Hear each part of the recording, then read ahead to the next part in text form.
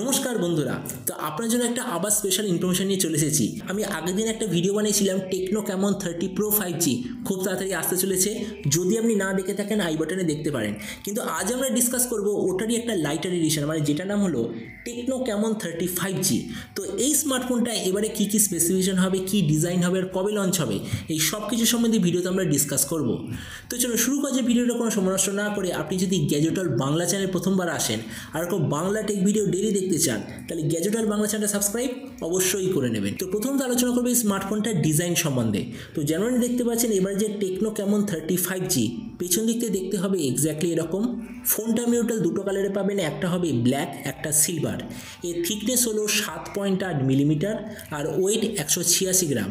আর এর পেছন দিকে যে মেটেরিয়াল ওটা হবে একটা এডিশন লেদারের ব্যাক কভারের, দ্বিতীয় এডিশনটা হবে প্লাস্টিকের ব্যাক কভারের।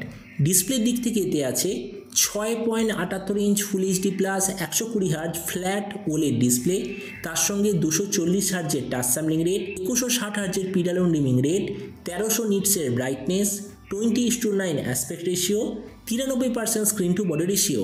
আর ডিসপ্লেতে কী প্রোটেকশন হবে অথবা কী সার্টিফিকেশন হবে সেটার সম্বন্ধে কোনো প্রপার ইনফরমেশান নেই।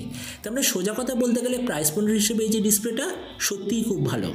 প্রসেসরের দিক থেকে এতে আপনি পাবেন ডাইমেনসিটি 7020 5G প্রসেসর। ক্যামেরার দিক থেকে আছে 50, 2 আর 0.8 মেগাপিক্সেলের ট্রিপল রিয়ার ক্যামেরা, তার সঙ্গে 50 মেগাপিক্সেলের সেলফি। এই যে রিয়ার ক্যামেরা ওটার সঙ্গে আপনি OIS EIS দুটোই অপশন আপনি পাবেন। এই যে ফোনটা বড় টোটাল একটাই ভেরিয়েন্টে আসবে, যেটা হলো 8GB র্যাম, 256GB মেমোরি। র্যামের কোয়ালিটিটা LPDDR4X, মেমোরিতে আছে UFS 2.2, যেটার সঙ্গে কোনো ধরনের ডেডিকেটেড SD কার্ড স্লট নেই।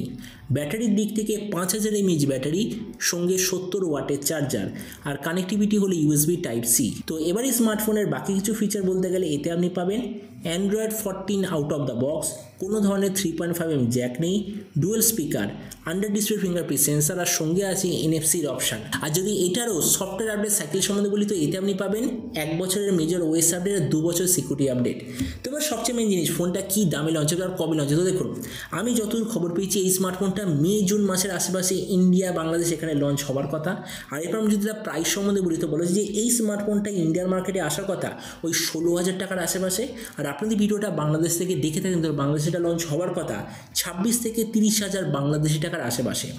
তো এবার সব ভিডিওর মধ্যে আপনাকে জানাবো এই যে স্মার্টফোনটা যে আসতে চলেছে এটা কি প্রাইস পয়েন্টের মধ্যে সবচেয়ে ভালো, নাকি এর চেয়ে বেটে অন্য কোনো স্মার্টফোন অ্যাভেলেবেল আছে। তো দেখুন, আমরা যদি এই মুহূর্তে দেখি তাহলে সেম প্রাইস পয়েন্টে প্রচুর ভালো ভালো স্মার্টফোন অ্যাভেলেবেল আছে। তো ওই জন্য আমরা যদি সব কটা ফোনের সঙ্গে কম্পেয়ার করি, প্রথমত ডিসপ্লে, এই দিক থেকে আমি বলবো এই ডিসপ্লেটা ঠিক আছে, অ্যাভারেজ, খুব ভালো নয় খুব বেকারও নয়। কেননা এক্স্যাক্টলি সেম সাইজের সেম রিফ্রেশওয়ালা ডিসপ্লে অলরেডি অ্যাভেলেবেল আছে অন্য ব্র্যান্ডের তরফ থেকে, তেমন এই দিক থেকে ডিসপ্লে অ্যাভারেজ। প্রসেসর, এই ফোনটা যে দামে লঞ্চ হবে তার থেকে আপনি যদি 2000 টাকা বাড়ান, এতে আপনি পাবেন কার্ভ ডিসপ্লে, ডাইমেনসিটি 7050, যেটা 7020 থেকে বেটার।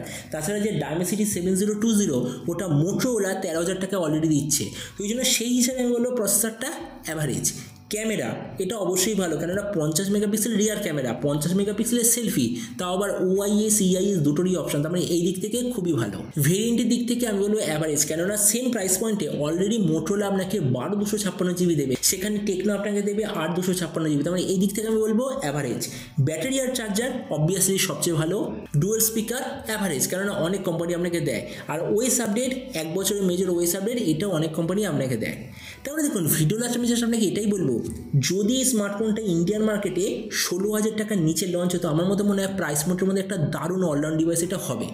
তো এবার আপনি যখন অবশ্যই জানাবেন এই যে 16,000 টাকায় যে টেকনো ক্যামন 30 5G যে আসতে চলেছে, তো আপনি কি এই দামে এটা নিতে চান নাকি অন্য কোনো স্মার্টফোনের জন্য ওয়েট করতে চান, এটা সম্বন্ধে কথা বলতে আমাকে একদমই ভুলবেন না। তো চলুন দেখা হবে আগামীকাল মেটা টেক ভিডিওতে। Till then stay tuned and always remember, think positive, be positive. Thank you.